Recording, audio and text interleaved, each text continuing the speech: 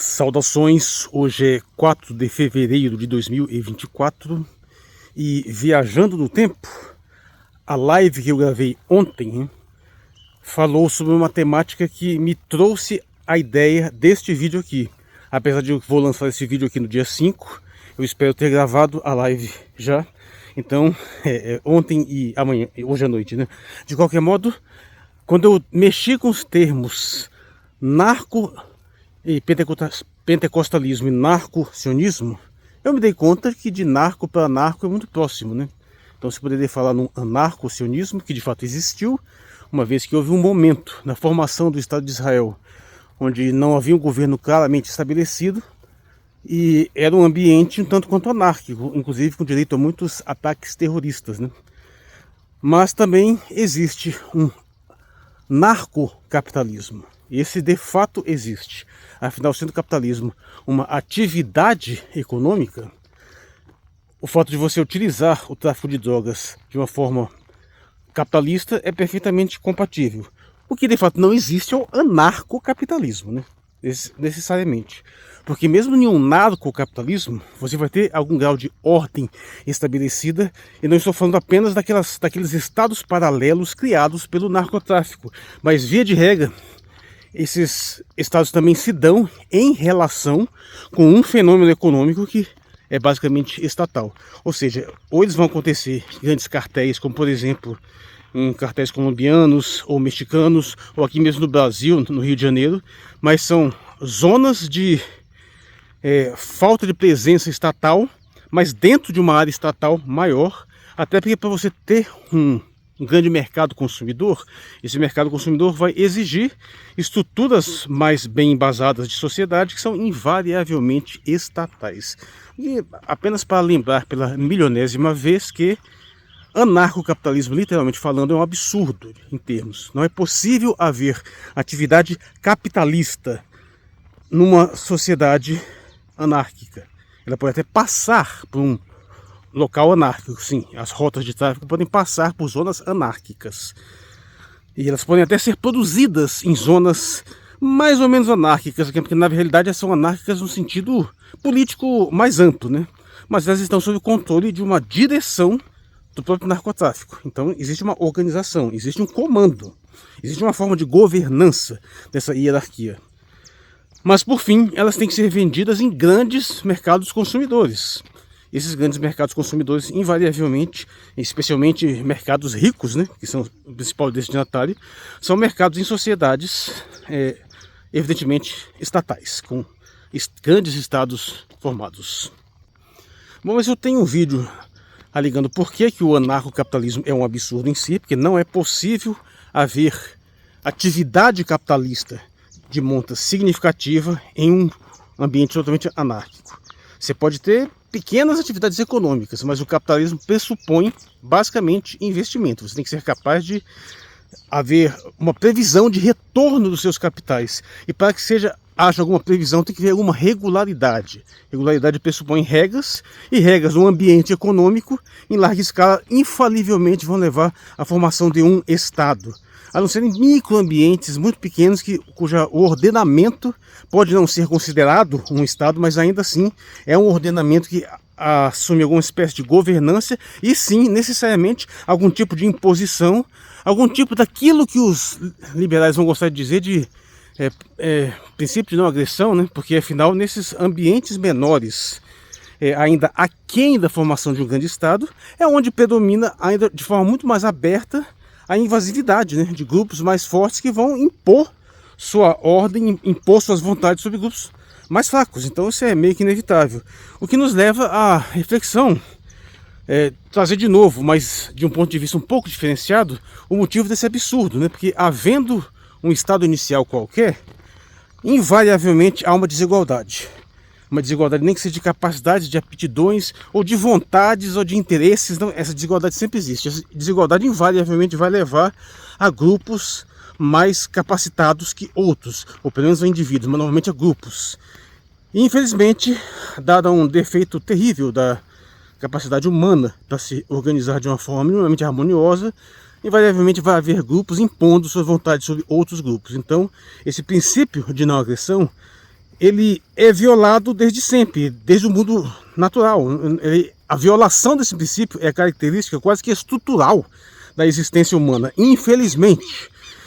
Então, não é o Estado que inventa essa violação. O que vai acontecer é que os grupos vão ficando cada vez mais organizados, eles vão crescendo à medida que eles forem disputando um processo de seleção, né? Quase que uma seleção natural entre os grupos mais fortes, e os mais fracos vão derrotando os mais fracos. E à medida que um grupo vai aumentando sua capacidade, vai se tornando cada vez mais poderoso, ele vai começar a haver um processo de depuração. Porque como é que você junta um grupo muito poderoso? Tem que juntar um número muito grande de pessoas. E para juntar um número muito grande de pessoas, para convencer uma quantidade muito grande de pessoas, você tem que oferecer algo a elas. Você consegue oferecer para grupos pequenos apenas a satisfação de seus vícios, né? Então você pode, apenas apelando para a satisfação dos instintos mais baixos, você pode criar grupos pequenos, mas você não consegue fazer isso com grupos muito grandes. Você pode juntar um grupo pequeno para praticar um saque, para praticar uma agressão, para praticar uma violência. Aí você cria uma gangue, você cria várias gangues. Mas se você quiser angariar uma massa significativa de pessoas, e nós estamos falando de pessoas que têm vidas completas, que se relacionam, homens que se relacionam com mulheres, que acabam tendo filhos. Então você tem que dar oferecer algo maior do que apenas a satisfação dos vícios. Você tem que dar motivos para que elas queiram se juntar, caso contrário, você vai ter um estado de guerra perpétua entre grupos menores. Para você conseguir angariar um grupo muito grande, você tem que oferecer coisas maiores. Você tem que oferecer ideais, você tem que oferecer um senso de dignidade, um senso de justiça, um sentido existencial. E fazendo isso que você torna seus grupos cada vez maiores, cada vez mais fortes. E para você gerenciar um grupo muito grande não tem jeito, você tem que ter uma burocracia, porque você não consegue lembrar de todo mundo. E isso infalivelmente vai pressupor uma organização que vai levar invariavelmente a um sistema estatal. A única diferença, de fato, é de grau. Porque aquilo que a gente chama de estados, né, são mega organizações muito grandes, muito vastas, enquanto que esses grupos menores, que a gente ainda não chama de estados, eles têm organizações pequenas. Mas é como eu já disse uma vez num texto, né, até comentando pela enésima vez a série Person of Interest, porque um gangster fala para o outro que, na realidade, nós não somos a civilização, né? Nós somos uma coisa mais antiga. Mas assim, extrapolando isso, quando você tem esse conflito entre gangues que vão se derrotando e vão crescendo até chegar em gangues cada vez maiores, isso é inevitável. O Estado é a grande gangue. É o grande grupo, aquele que conseguiu se organizar de uma forma muito vasta e que tem que oferecer coisas melhores, porque se você está numa sociedade, você consegue controlar razoavelmente um grupo, não estou dizendo que é uma coisa boa isso necessariamente, mas é uma coisa que tende a ser vista como menos ruim do que você ter um estado anárquico de conflito de vários pequenos grupos. Se você está gerenciando aquela população e chega a uma outra liderança oferecendo coisas melhores ainda, ele arrebanha a liderança toda. Esse é o princípio da organização democrática, inclusive da ideia de votação. É você tentar oferecer algo que convença uma maioria de pessoas a te apoiar. Claro que no nosso modelo atual, a gente tende a ver isso apenas como essa questão da participação num processo democrático. Mas na verdade isso sempre foi assim. Mesmo em situações em que nada se pareçam com esse nosso princípio. Mesmo dos reinos autocráticos, se chega uma outra liderança, um outro rei, e consegue convencer uma imensa população de que ele é melhor, essa população vai se voltar para eles. Isso é óbvio. E nesse caso, para remeter à questão da live 79, né, temos o fato do tal do Peixão, né, o traficante lá que criou o Complexo de Israel. Esse é um exemplo interessante, porque esse cara ele conseguiu superar alguns outros grupos rivais, né? Inclusive ele conseguiu derrubar o Comando Vermelho, né? Pelo menos daquela região ali, daquele negócio do terceiro comando puro, essas coisas, mas ele criou isso baseado, oferecendo às pessoas algo que deu a elas um senso de pertencimento maior do que antes. Não é à toa que ele chegou ao ponto de estabelecer uma certa moralização no local, ao ponto de não só angariar uma identidade religiosa, né? Mas ele, por exemplo, ele restringiu pornografia, ele proibiu o crack, que é uma droga muito pesada, ele inclusive investiu em infraestrutura, construiu coisas ali, ele deu um sentido existencial mais profundo para as pessoas, ele ofereceu algo mais. Dizem até que proibiu bailes funks, né? Ou seja, o cara deu um salto civilizacional no local ali, né? Claro que isso é aquela questão que fica, por um lado, você parte de uma tremendo mal inicial, que é essa incapacidade do Estado brasileiro, da maioria dos países, de quase todas as democracias do mundo, especialmente as liberais, né, as ocidentais, de conseguir fornecer o necessário para grande parte de seus cidadãos que ficam desassistidos pelo Estado. E exatamente por haver essa desassistência que surge os ambientes propícios ao fomento de gangues, né?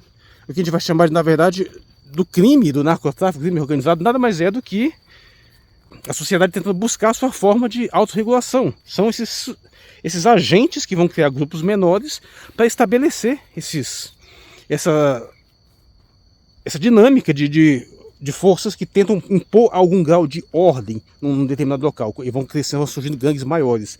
Então, nesse sentido, é meio que forçoso admitir, esse cara que fundou o Complexo de Israel, ele deu um salto qualitativo na organização ali, né?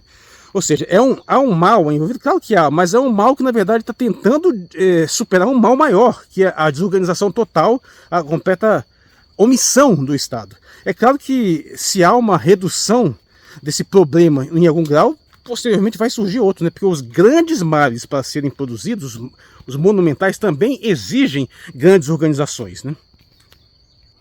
Então, mesmo não apenas para você angariar pessoas, você precisa uma quantidade muito grande de pessoas, você precisa de oferecer coisas maiores, mas também se você quiser angariar essas pessoas para praticar um grande mal, você também precisa disso, né?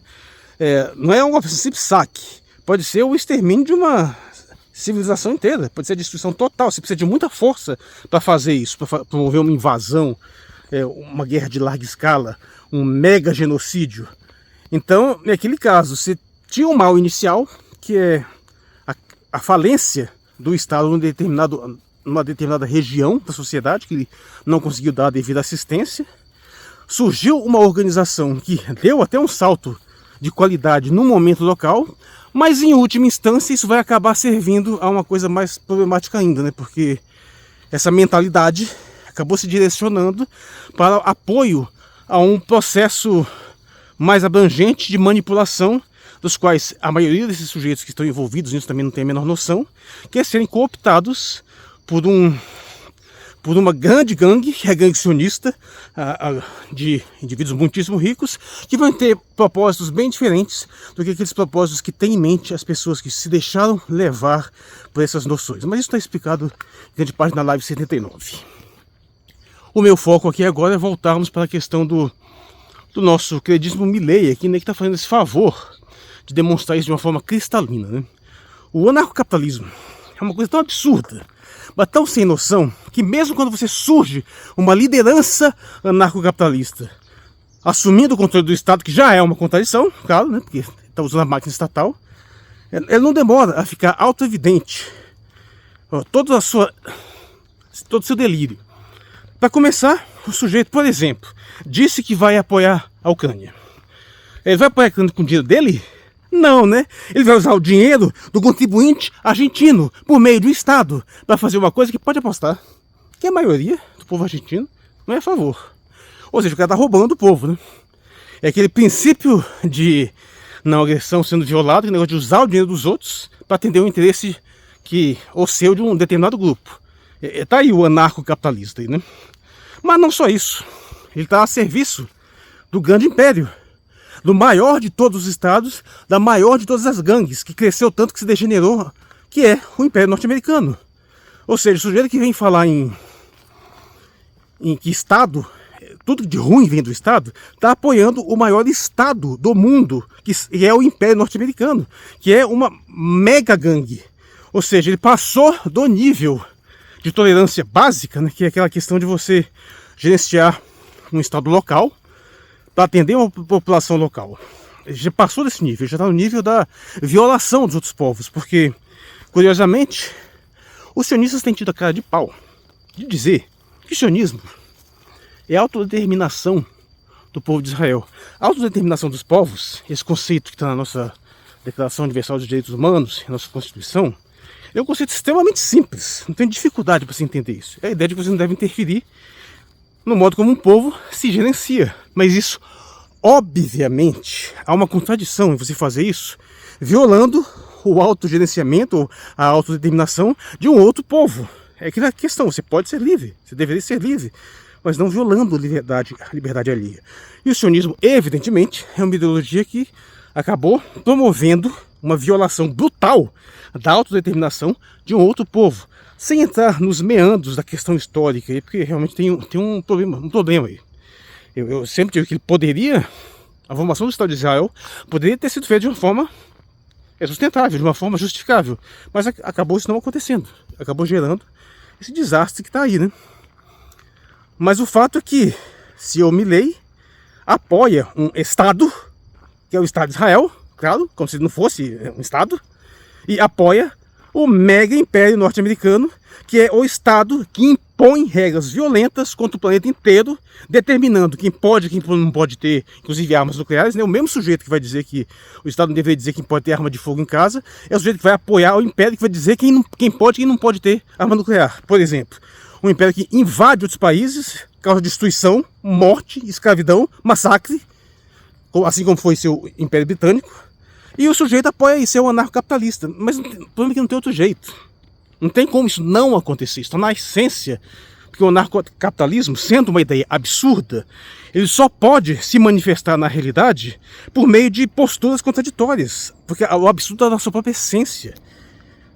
Evidentemente, nunca vai ser realizado esse ambiente anárquico capitalista, porque isso é uma contradição em termos. Mas é possível estabelecer situações que têm algumas similaridades, como, por exemplo, é o programa neoliberal. É você ter o Estado, na realidade, servindo única e exclusivamente aos interesses dos mais poderosos e impedindo que massas revolucionárias subvertam esse processo e tirem dessas elites essa sua capacidade de explorar os povos e manipulá-los.